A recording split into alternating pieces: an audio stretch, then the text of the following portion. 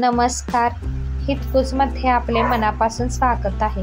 आज आपण नवरात्रीमध्ये पूजल्या जाणाऱ्या नवदुर्गांपैकी 7व्या दिवशी पूजले जाणारे देवीचे स्वरूप काल रात्री, देवीचे पूजन कसे करावे, देवीची माहिती, महात्म्य, देवीचा मंत्र, देवीला कोणता नैवेद्य दाखवावा याच्याविषयी माहिती जाणून घेणार आहोत.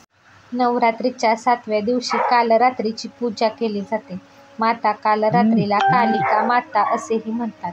माता कालरात्रीचे रूप अतिशय भयंकर आहे, कारण कालरात्री माता दुर्गेचा 7वा अवतार पापींचा नाश करण्यासाठी पृथ्वीवर येते. सप्तमी सूर्यव्यापिनी म्हणजे सूर्योदयाच्या वेळी असलेली ही तिथी असल्याने सप्तमी तिथी ग्राह्य धरली जाते. आता आपण पाहूया कालरात्री देवीचे स्वरूप. देवीचे स्वरूप नावाप्रमाणे कालरात्री आहे. देवीच्या श्वासात अग्नी असल्याचे म्हटले जाते. चतुर्भुज असलेल्या देवीच्या एका हातात खड्ग तर दुसऱ्या हातात लोखंडी शस्त्र आहे. तिसरा हात अभय मुद्रा आणि चौथा हात वर मुद्रा स्थितीत आहे. देवीचे वाहन कर्दब आहे. रिद्धी आणि सिद्धी प्रदान करणाऱ्या कालरात्री देवीचे नेत्र ब्रह्मांडाप्रमाणे विशाल आणि गोल आहेत. देवीची दृष्टी विजेप्रमाणे चकाकणारी आहे. आता आपण पाहूया नवरात्रीच्या 7व्या दिवशी कालरात्रीची पूजा करण्याची पद्धत. नवरात्रीच्या 7व्या दिवशी कालरात्रीची पूजा करावी. सकाळी उठून स्नान करावे. यानंतर माता कालरात्रीच्या पूजेसाठी चौरंग सजवा. देवीच्या चित्रावर काळ्या रंगाचे वस्त्र अर्पण करावे. यानंतर देवी कालरात्रीला कुंकू, अक्षत, दिवा आणि धूप अर्पण करा. यानंतर माता कालरात्रीला रातराणीची फुले अर्पण करा. नंतर गूळ आणि गुळापासून बनवलेल्या वस्तू अर्पण करा. यानंतर माता कालरात्रीचा पाठ, दुर्गा सप्तशती आणि दुर्गा चालीसाचे पठण करा. आता आपण पाहूया कालरात्री देवीचा मंत्र. ओम कालरात्रेय नमः, क्लीये श्री कालिकाय नमः, एकवेणी जपा कर्णपुरा नग्ना खरा स्थिता, लंबोष्टी कनिर्कानी तेलाभ्यक्त शरीरिणी, वाम पाधोल सल्लोह लता कष्टन भूषणा, वर्धन मूर्ध्वचा कृष्णा कालरात्रीय भयकरे. आता आपण पाहूया कालरात्री देवीला नैवेद्य. माता कालरात्रीला गूळ किंवा गुळापासून बनवलेल्या वस्तू अर्पण केल्या जातात. याशिवाय माता कालरात्रीला तुम्ही मालपुआही अर्पण करू शकता. यासोबतच कालरात्री मातेचा आशीर्वाद तुमच्यावर राहील. कालरात्रीला देवीला मिठाई अर्पण केली जाते, कारण असे मानले जाते की क्रोधित मातेला मिठाई खाऊन शांत आणि प्रसन्न केले जाते. आता आपण पाहूया कालरात्री देवीची महती आणि महात्म्य. देवी भागवत पुराणानुसार कालरात्री देवीचे पूजन केल्याने कोणत्याही गोष्टीची कमतरता जाणवत नाही. अकाल मृत्यूचे भय राहत नाही. मनोकामना पूर्णत्वास जातात.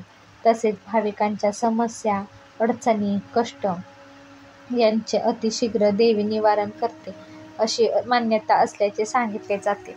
पुराणातील काही उल्लेखांनुसार कालरात्री देवीला सर्व सिद्धींची अधिष्ठात्री मानली गेली आहे. त्यामुळे तंत्रमंत्रांचे साधक कालरात्री देवीचे विशेष पूजन करतात. ही पूजा मध्यरात्री केली जाते. कालरात्री देवी भाविकांवर विशेष कृपादृष्टी राहते आणि शुभाशीर्वाद प्राप्त होतात. म्हणूनच कालरात्री देवीला शुभंकरी असेही म्हटले जाते. दुर्गेचे 7वे रूप कालरात्री या नावाने प्रसिद्ध आहे. नवरात्रीच्या 7व्या दिवशी कालरात्रीची पूजा केली जाते. या दिवशी साधकाचे मन संहार चक्रात स्थिर झालेले असते. यासाठी ब्रह्मांडांच्या समस्त सिद्धींचे दरवाजे उघडू लागतात. या चक्रात स्थिर झालेल्या साधकाचे मन पूर्णतः कालरात्रीच्या रूपाकडे आकर्षित झालेले असते. तिच्या साक्षात्कारापासून मिळणाऱ्या पुण्याचा तो भागीदार होतो. त्याच्या संपूर्ण पापांचा नाश होतो. त्याला अक्षय पुण्य लोकांची प्राप्ती होते. या देवीचा रंग काळा आहे. डोक्यावरील केस विस्कटलेले आहेत. गळ्यात विजेप्रमाणे चमकणारी माळ आहे. तिला 3 डोळे आहेत. हे तिन्ही डोळे ब्रह्मांडासारखे गोल आहेत. ते चमकदार आहेत. कालरात्रीच्या प्रत्येक श्वासाश्वासातून अग्नीच्या भयंकर ज्वाला निघतात. गाढव हे कालरात्री देवीचे वाहन आहे. वर उचललेल्या उजव्या हातातील वर मुद्रा सर्वांना वर प्रदान करते. उजवीकडील खालच्या हातात अभय मुद्रा आहे, तर डावीकडील वरच्या हातात लोखंडाचा काटा आणि खालच्या हातात खडक म्हणजेच कट्यार आहे.